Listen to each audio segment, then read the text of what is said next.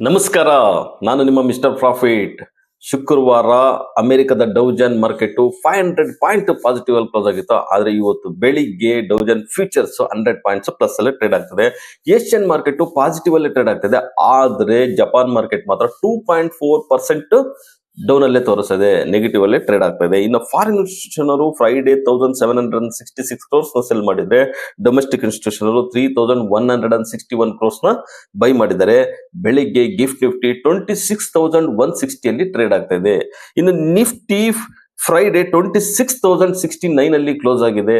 Nifty ಇವತ್ತು positive ಆಗಿ open ಆಗುತ್ತೆ. ನಿಫ್ಟಿ ಅಬೌಟ್ 26,100 ಇದ್ರೆ ಬೈಯಿಂಗ್ ಝೋನ್ ಇರುತ್ತೆ. ರೆಸಿಸ್ಟೆನ್ಸ್ ಬಂದ್ಬಿಟ್ಟು 26,200 ಆಗಿದೆ. ಸೆಕೆಂಡ್ ರೆಸಿಸ್ಟೆನ್ಸ್ ಬಂದ್ಬಿಟ್ಟು 26,277 ಆಲ್ ಟೈಮ್ ಹೈ ಆಗಿದೆ. ಇನ್ನು ಸಪೋರ್ಟ್ ಬಂದ್ಬಿಟ್ಟು 25,900 ಆಗಿದೆ. ಬ್ಯಾಂಕ್ ನಿಫ್ಟಿ 58,867 ಅಲ್ಲಿ ಕ್ಲೋಸ್ ಆಗಿದೆ. ರೆಸಿಸ್ಟೆನ್ಸ್ ಬಂದ್ಬಿಟ್ಟು 59,200 ಆಗಿದೆ. ಸಪೋರ್ಟ್ ಬಂದ್ಬಿಟ್ಟು 58,500 ಆಗಿದೆ. ಇನ್ನು ಸೆನ್ಸೆಕ್ಸ್ ನೋಡೋದಾದ್ರೆ 85,230 ಅಲ್ಲಿ ಕ್ಲೋಸ್ ಆಗಿದೆ. ರೆಸಿಸ್ಟೆನ್ಸ್ ಬಂದ್ಬಿಟ್ಟು 85,600 ಆಗಿದೆ. ಸಪೋರ್ಟ್ ಬಂದ್ಬಿಟ್ಟು 85,000 ಆಗಿದೆ.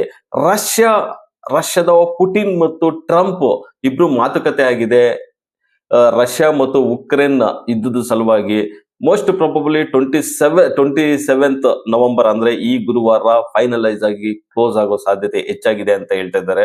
ಆದ್ರೆ ಜೆಲೆನ್ಸ್ಕಿ ಒಪ್ಪಬೇಕಿದಕ್ಕೆ. ಟ್ರಂಪ್ ಏನೇನ್ ಡ್ರಾಫ್ಟ್ ಮಾಡಿದ್ದಾರೆ ಪಾಯಿಂಟ್ಸ್, ಅದ್ರ ಬಗ್ಗೆ ಎಲ್ಲ ಜೆಲೆನ್ಸ್ಕಿ ಒಪ್ಪಿದ್ರೆ ಆಗ ಯುದ್ಧ ನಿಲ್ಲೋ ಸಾಧ್ಯತೆ ಇದೆ ಅಂತ ಹೇಳ್ತಾರೆ. ಇನ್ನು IBSA ಅಂದ್ರೆ India, Brazil, south Africa meet ಆಗಿತ್ತು. ಸೊ ಅಲ್ಲಿ ಎಲ್ಲಾ ಟ್ರೇಡ್ ಡೆವಲಪ್ಮೆಂಟ್ಸ್ ಚೆನ್ನಾಗಿ ಆಗಿದೆ ಅಂತ ಹೇಳ್ತಾ ಇದ್ದಾರೆ. ಸೊ ಅದರಿಂದ ಟ್ರಂಪ್ ಯಾವ ತರ ರಿಯಾಕ್ಟ್ ಆಗ್ತಾರೆ ಅನ್ನೋದು ತುಂಬಾ ಇಂಪಾರ್ಟೆಂಟ್ ಆಗಿದೆ. ಇನ್ನು ಟ್ರಂಪ್ ಟ್ಯಾರಿಫ್ ಇದ್ರೂ ಸಹ ಇಂಡಿಯನ್ ಎಕ್ಸ್ಪೋರ್ಟ್ ಮಾತ್ರ ಸ್ಟಡಿ ಆಗಿದೆ ಅಂತಾನೆ ಹೇಳ್ಬೋದು. ಒಂದು ರಿಪೋರ್ಟ್ ಬಂದಿದೆ. ಸೊ ಇನ್ನು ನಾಳೆ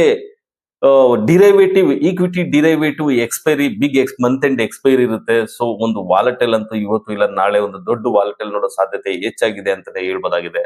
ಸೊ ನೀವು ಇದ್ರ ಬಗ್ಗೆ ಕಮೆಂಟ್ ಮಾಡಿ. ಇನ್ನು ನಮ್ಮ ಚಾನಲ್ ನ ಲೈಕ್ ಮಾಡಿ, ಸಬ್ಸ್ಕ್ರೈಬ್ ಮಾಡಿ, ಶೇರ್ ಮಾಡಿ.